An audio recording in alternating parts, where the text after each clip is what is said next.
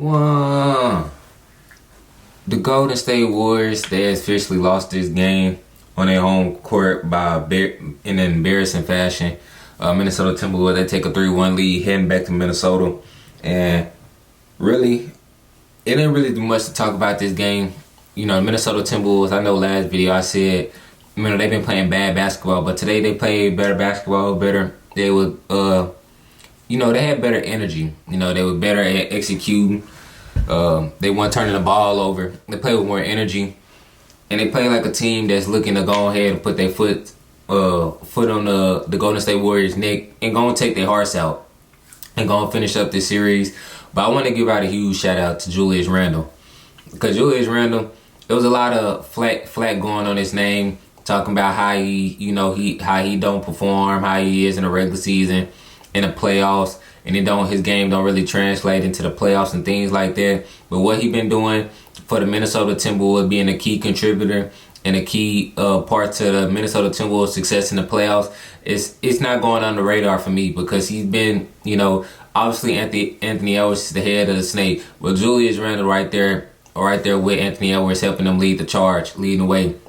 In this series, in this Golden State Warriors series, while the Minnesota Timberwolves up at 3-1, Julius Randle had been giving Draymond that work all series long. I'm talking about that work. He's averaging 24 points. He giving you 6 rebounds, and he giving you 8 assists. Julius Randle is doing it all out there. He's playing at a high level. He's shooting the ball at a high level. He's shooting a 3-ball efficiently. He getting to the midi efficiently. And like I said, and this is Draymond. This ain't just no regular defender. This is somebody who felt like Draymond, he felt like he's supposed to be the defensive player of the year over Evan Mobley.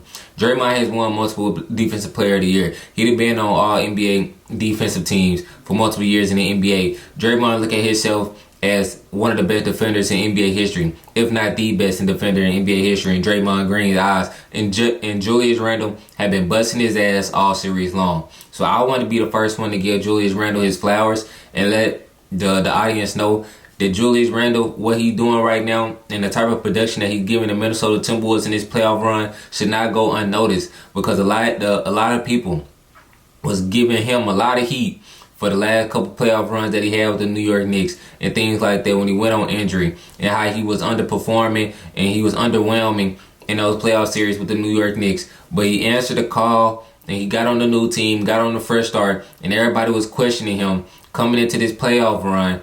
What Julius Randle going to be able to play at the same level or play better than what he did in the regular season, and will it be able to translate? And when he answered the question so far, first round, he was terrific.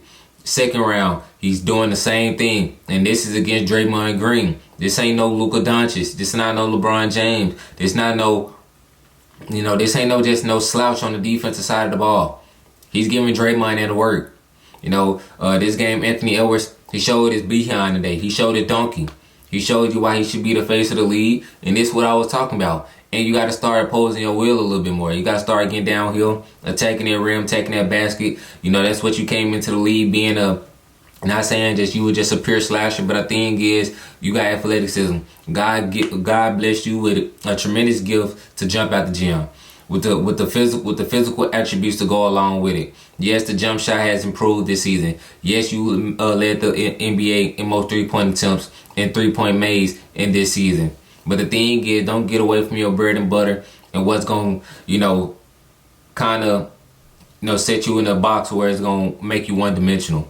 You want to keep the defense on their toes and keep them unbalanced, where you never know. And like I said, with you getting downhill, gonna open up everything else for others. For the Rudy Gobert, it's gonna open up those lobs opportunities to Rudy Gobert. It's gonna open up open threes for Mike Conley, for Julius Randle, for Jay McDaniels. It's gonna open the floor up for so many of your teammates.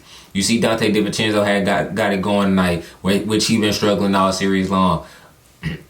Nikhil Alexander-Walker, he had it going tonight. Nas Reed and things like that. Anthony Edwards got to play with his foot on the gas and keep being a downhill player that I know him to be.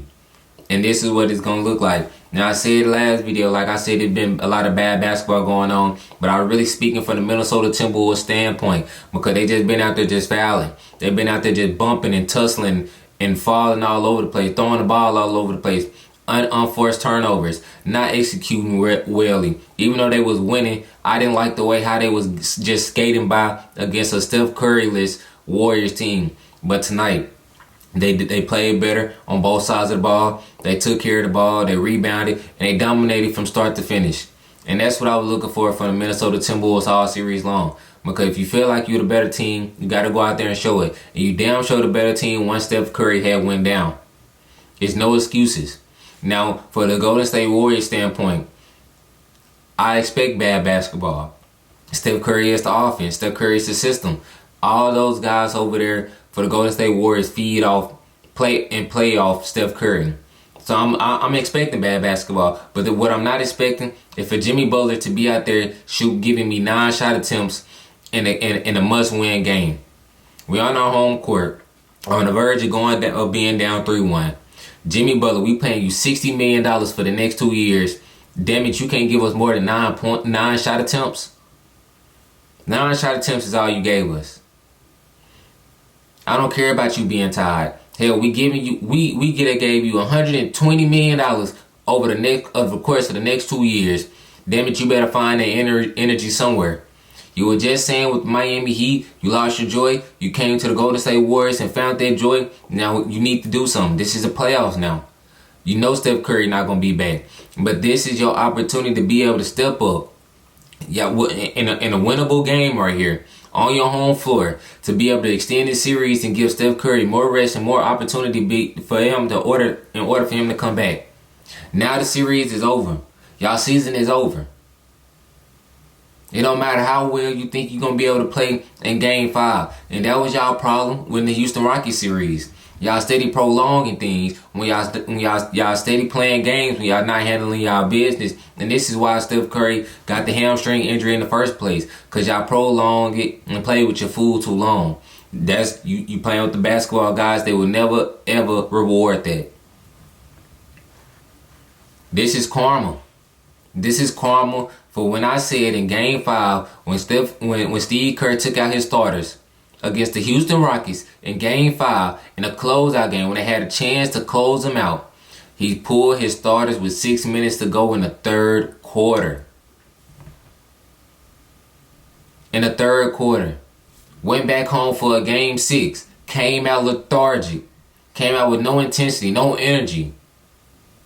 Lost that game. Stretched it to a Game 7. And that came down to the wire. It took a Buddy Hield masterclass for y'all to skate by the Houston Rockets.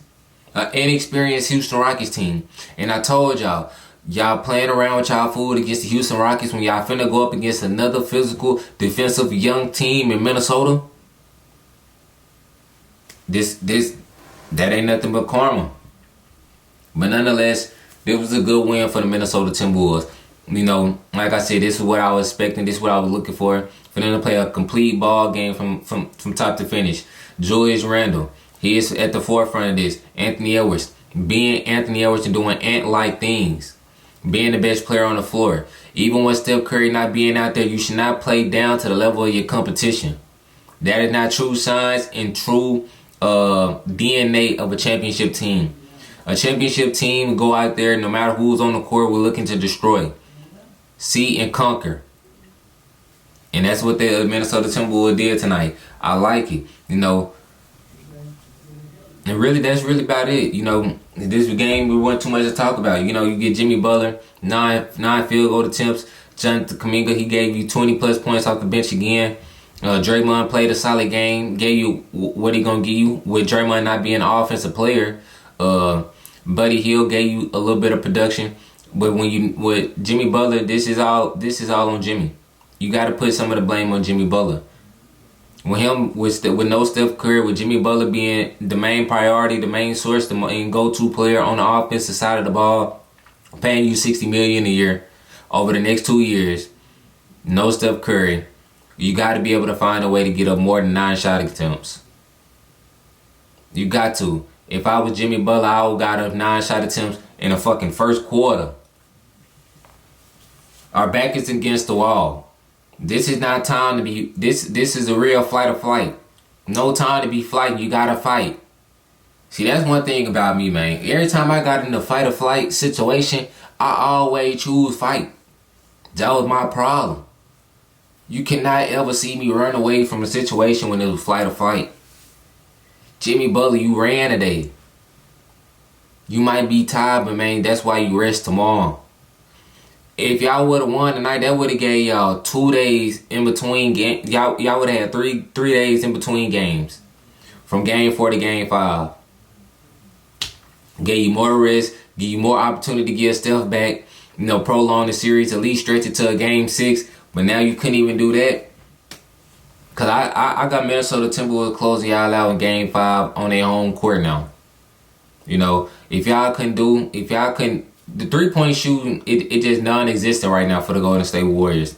If y'all playing this lethargic and this bad and shooting this poorly on your home court, you would think you finna go into another team's arena and shoot lights out.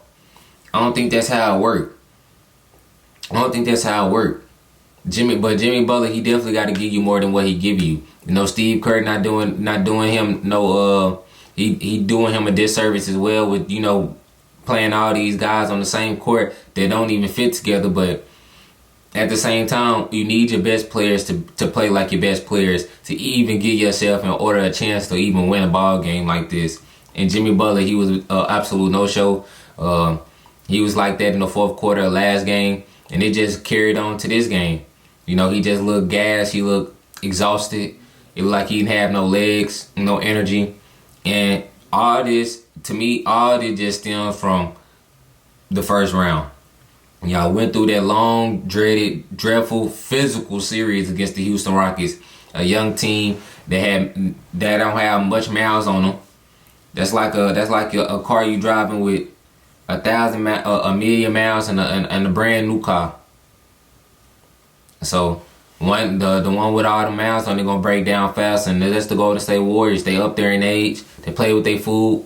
They coming up. They facing another young team. Now they not able to keep up. They look like they stuck in mud, especially Jimmy Butler. And you asked him to do a lot too. He playing heavy minutes. Asked him to rebound, facilitate, and give you 30. Obviously that's taxing on the body and things like that, but still, you got to go all guns blazing.